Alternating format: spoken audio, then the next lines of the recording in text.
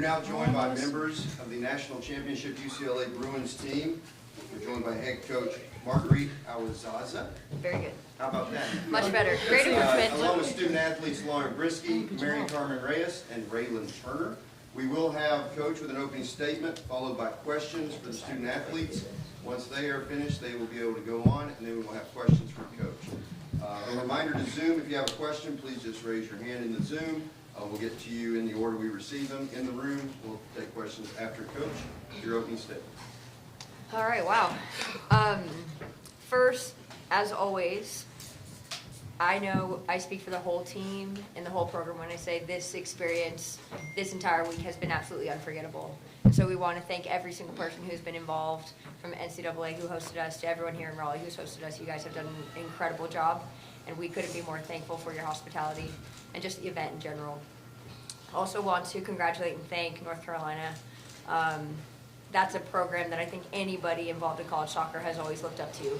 And I mean, if I do this for another 25 years with this record, I might catch Anson in terms of his record. So he has set the standard in terms of what it means to be a winning program, to be kind of that hallmark program, and we're all chasing that. So I just want to congratulate them on their incredible season. And then this game is just shocking. I mean, wow, the roller coaster of emotions I think we all felt.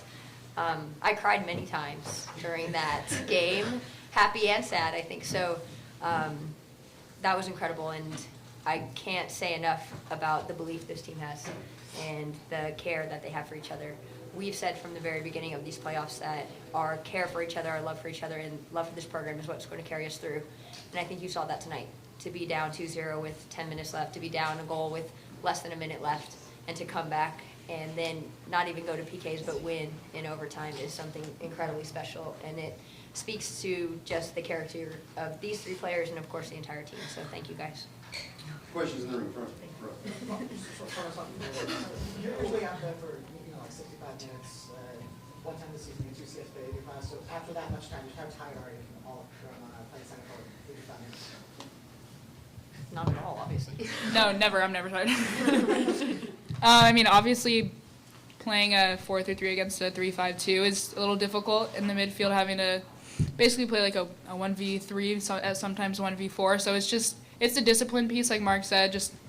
I mean, we've played against this formation a couple times, and it seemed to work. And unfortunately, we got scored on twice. But it's just that heart and that grit, just to work for every single second of the game until that whistle is blown. And that's what is so different about this team, is like we never ever give up for each other. So yeah. No, I was asking you, Allie's corner that you headed in, was it going in if you didn't head it? I don't know, but I wanted to make sure. More questions for student athlete, front row. That was just kind of what I was going to ask. Walk us through what you were able to see on that goal. It seemed like there was just a whole lot of bodies right there clustered on the goal line. What were you able to see? I remember Mary looked a little sad, and I was like, Mary, we are not done yet. Let's get this in. Open your eyes, get a head on it. You see me top of the box, right? Lauren was in there. And when she said that, I'm like, Okay. With this team, you can never, ever give up, because we will always come back, and we will have each other's back and work to the last second of the game. And to answer your question, I kept looking at the clock. I'm like, give me the ball, play it in, and I knew we had numbers in the box, and just doing anything I could just to be able to get something on it. And then I blinked, and then the ball was in the goal. But yeah. Front row. Mary Carmen, you said you came back for your fifth season for moments like this. When that ball in overtime found the back of the net, I guess what kind of went through your head? I honestly don't even know. crying. It was just a All of blur. us. And like you said, I stayed just for this to win, and this doesn't even feel real, to be honest. I mean, Lauren too. It's crazy how we stay another year, grad program, and boom, we accomplished this. More questions from the room in the back. Lauren, you, at the last minute, like you mentioned, ran up, and you were like, I'm joining the attack right now, which are some of the best photos I've probably ever taken of this game. So thank you for that. But what was the mindset there? Because I know you could have potentially been going into PKs, you were running up anyways. What were you thinking? Yeah, we needed to tie in that moment. We weren't in overtime yet. But, yeah, I was like, I mean, this can't be my last 20 seconds of my college career. I mean, I'm just trying to do everything for this team and just, I mean, obviously when there's 20 seconds left to tie a game, goalkeeper's got to come up. But it was a crazy experience, and I just knew we were going to get something, and I just felt it really did. So. We have a question from Zoom. I'm going to attempt to pronounce this. Mirjam? It's your, there you go. Great. Hey, Bruins, congratulations. Thank you. Thank you. Right on. Well, job well done. So I was out in September and I visited with a few of you guys, and I was impressed that like how upfront you were with the goal of winning a national title. Obviously, this is the number 2 for this program and 120, I think, for UCLA. Yeah. What does that mean to you guys? I mean, obviously last year's was a bit of a disappointment, I guess. Ending our season so soon, first game of playoffs. And I think just knowing that feeling and then watching everyone else's seasons play through, just knowing that we want to be there and we want to feel what that feels like, we just came in and our new coaching staff really kind of took over and brought this team together and taught us discipline, teamwork, hard work until the very last second, and we were able to just get it done, and we knew that we had what it took, and we just needed to finally put the last pieces together, and we were able to do that. So it means the world. I'm still in shock. I'm sure we all are. Hasn't hit me yet. Maybe a little, but not all the way. But I'm really, really, really proud of us. More questions from in the room? One more? For either of you two, when you guys went down 2-0, how was one left? How did the mentality change in the team, and how did that lead to like, more of an attack? I think the mentality, I mean, just going into a final, you don't go into a final to play, you go in to win.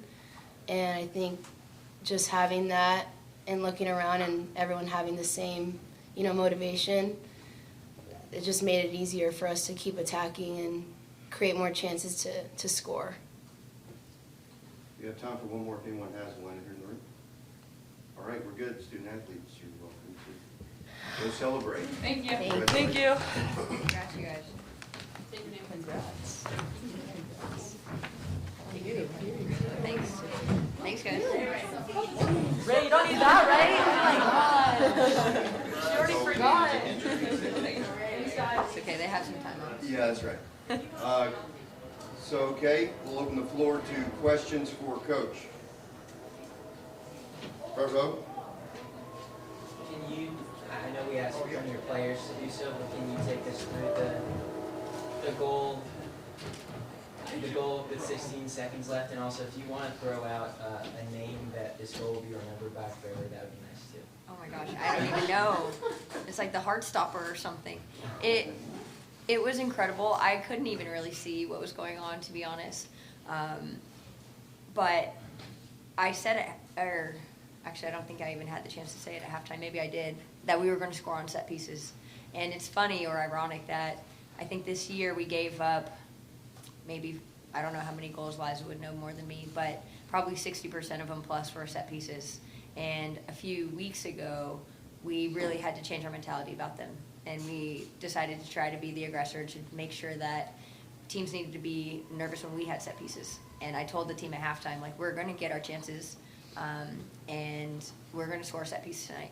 I didn't know it would be such a monumental set piece, but that one will go down in history. And like they alluded to, that goal just is so emblematic of what this team is about. And there was just no way that they were going to go down without a fight. And so we knew we just needed one chance. And thankfully we took it. And, I do believe, too, that good things happen to good people. And this group especially is just full of special people. Front row? So in terms of like the first 35 minutes and then the last 35 minutes, second half, it seemed like there was a pretty big shift between UNC's controlling your domination and dropping that a lot. The first half and the second half started. What did you try to change at halftime, or was that just sort of? No, I think that was more a because we went down 2 goals. And then, so we had to change something. What was great is without any tactical adjustments, the team's mentality shifted. So you could see as soon as that second goal happened, we were on the front foot. And we were actually going to change systems earlier, but there was like a solid 5 minutes after the second goal where we actually had a ton of momentum. And we're like, okay, let's ride this out a little bit. And then we changed shapes. So we went into a more aggressive shape. We switched from 4-3-3 into a 3-4-3. Team, we've done this to them so many times, they probably hate us for it. We've never worked on 3-4-3 before. We did that, when we played Duke, we had never worked on 3-5-2. When we played Virginia, we had never worked on 4-4-2 diamond. But then today, we had never worked on 3-4-3, and we went with it. We often joke with our team that our staff likes to take risks. Because the thing I hate is to go down 2-0 and not change anything. And so we went for it. We were the aggressor, and we needed every last second to tie the game. But just really proud of the team and how they were just so determined. Another question from Zoom. Feel free to unmute, ask your question. Hey, Coach, congratulations, it's Miriam again. Hi. Hey, so what you're describing there reminds me of, what you guys did the first time you came to North Carolina, and you made a last-second change, and it worked out. Like, just why do you have so much trust in this group? Because they're super adaptable, 1, and 2, they have been bought in from day 1. And the amount of trust that they gave our staff since the moment we stepped on campus is incredible. And that kind of trust is what allows us to make those changes. And every time we make changes, we say to them, we've made those changes because we trust you guys. We've made those changes because it's going to fit who we have. And, whether that's going straight matchups player for player or isolating certain players, we always try to do that, but we reassure them that the reason we're doing it is because they're able. And tonight they kind of did it again, where they just trusted us. They went all in, and I don't think I will ever forget how determined they were tonight. More from the room? Yeah, and you mentioned Go ahead. crying, tears of joy and happiness during the match. How many times in soccer have you been crying during a match? Oh, I'm a crier. I cry all the time.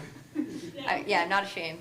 I cry when we get scored on sometimes. I cry when we score sometimes. I cry if someone does really something special. It's not a lot of tears, but just like a little welling of tears. But tonight, after we scored that goal to tie, I think myself and all of us were bawling. I haven't not watched the broadcast, but I'm pretty sure they caught all of us sobbing. So that will also be a special moment. But you could just see the emotion of it and how much that moment really meant to us and how much that moment changed the momentum of the game. I think going into overtime, our team was confident. Like, they felt so good. They were like, we're not going to PKs. Like, let's finish the darn thing. And, But, the tear count was off the charts tonight. Thank you, congrats. Thank you. All right, time for a couple more. Front row? Yeah, Coach, so this is your first season as a head coach at the college level. When you first took this job last winter, did you need to be sitting up here tonight? No, I did talk a big talk in my interview, but I wasn't sure how that was going to go. So just check it off the list. I think the whole country knew what this team was capable of. On paper, we've always been one of the better teams, and especially last year, like Ray alluded to, going out so early in the tournament was a huge disappointment because of the personnel. So I knew that I, stepping in, would have the tools to work with. But obviously, I couldn't have predicted how everything was going to come together. So tonight was super special. I couldn't have written it better. And I'm just really grateful for the opportunity to coach this group. Back row. Yeah, hey Coach. So you said Friday that was the statement win that your team was waiting for, and clearly it seemed to have helped in some way, I would assume. But I suppose you could also call that a statement win. I call that a stressful win, but yes. A stressful win, yes. But you are the first-year head coach to win NCAA D1 championship. So I guess if you could just speak to that, I assume you might have been aware of that. What that kind of means to you, especially as a woman. Yeah. I mean, I wouldn't be sitting here today if I wasn't given the opportunity. And this year, I think our whole staff has really embraced our kind of identity as young coaches, for me as a first-time head coach. We kind of joke with our staff, like, who needs experience, you know? But it is super meaningful, but it also is not lost on me that it was an opportunity that is not often given. And so I'm super thankful for that. And I think as a young female coach, this is even more meaningful. We coached against some like monumental coaches this year. And we coached against coaches that I was recruited by many years ago. And so to kind of test ourselves in that way was very challenging. It was intimidating at times. And I'm thankful for my staff for giving me the confidence to do that oftentimes. But kind of putting ourselves in that situation was very fun. Maybe I don't know why we enjoy that, but it was really fun to challenge ourselves that way. Definitely was a challenge. We have time for one more. Colonel. You have seniors like Lauren, Mary Carmen, Sunshine, Maddie, the list goes on and on. How important is it for you to send those seniors out on top after all they've given to the program? I can't even put it into words. The players you named and a couple others, they have given so much to this program, and every single one of them has a different story. A lot of them have faced a lot of adversity, whether it was playing time, whether it was injury, things just in their personal lives that have kind of defined their experience up till now. And so it was so fitting for them to be able to go out on top, because I've said from the beginning that group of older players, those leaders, they were the ones that really led the charge in terms of the buy-in to our new staff. And really that buy-in, that trust, that belief in our staff and what we were trying to do is what carried us through everything, and they were the pioneers in that. So I am forever grateful for them, and I'm just so happy that they'll finish their careers here on such a high, and a very memorable game, that is for sure, but just something that they can be so proud of. Well, Coach, thank you for your time, and congratulations. Thank you, on the guys. national title. Thank you, wow. Congratulations, Coach. Thank you. Thank you. Rats, travel safe.